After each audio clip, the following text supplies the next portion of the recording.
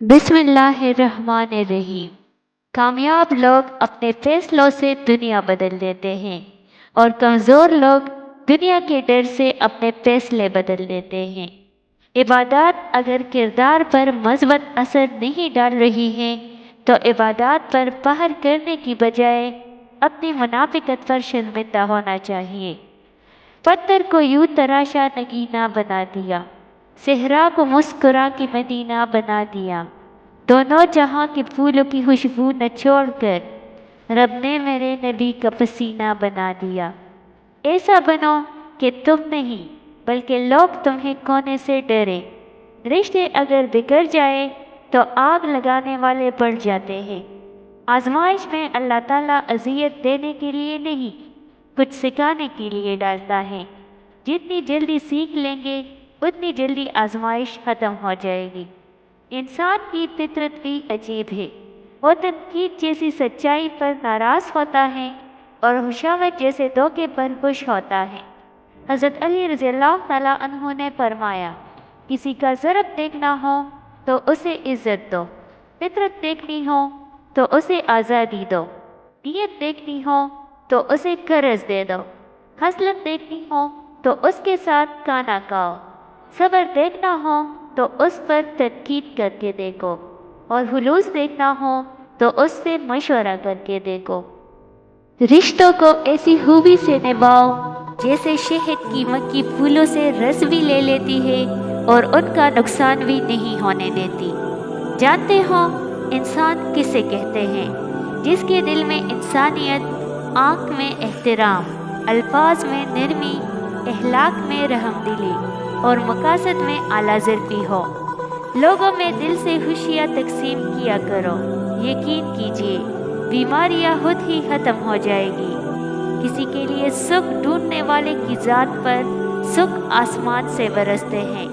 توبہ کا آنسو بھی کمال کا آنسو ہے، گرتا باہر ہے اور صفائی اندر کی کر دیتا ہے۔ اپنے رب سے خطاؤں کی معافی مانگتے رہا کرو، کیونکہ زندگی موقع کم اور دھوکہ زیادہ دیتی ہے۔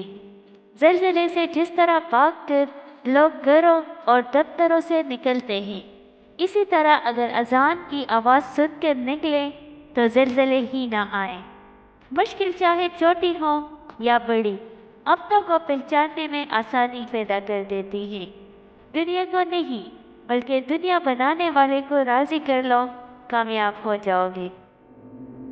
کوئی کرے یا نہ کرے، رب اپنے بندے سے بے انتہا محبت کرتا ہے۔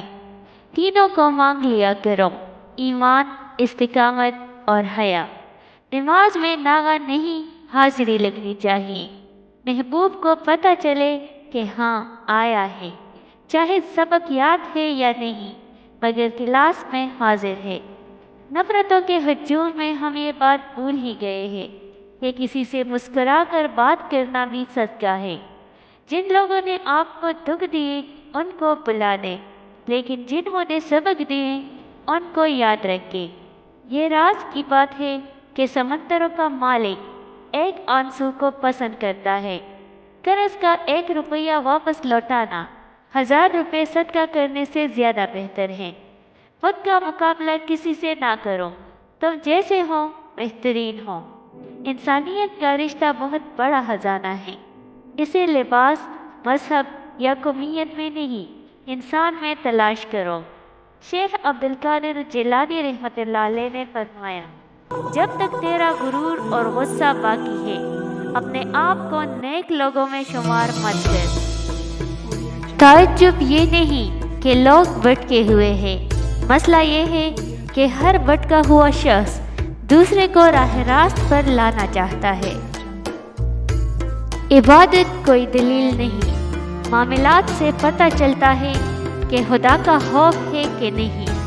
جب دل و دماغ دنیا میں الجھ جائے تو بے سکونی انسان کا مقدر بن جاتی ہے۔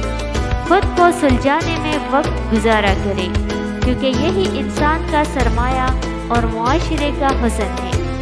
سب کچھ کافی ہو سکتا ہے، قسمت اور نصیب نہیں۔ جب تمہیں یقین ہو کہ اللہ ہمیشہ تمہارے ساتھ ہے تو اس بات کی فکر چھوڑ دو کہ کون کون تمہارے خلاف ہے۔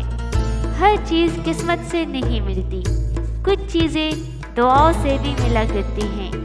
رشتہ وہی کامیاب رہتا ہے جو دل سے جڑا ہو، ضرورت سے نہیں۔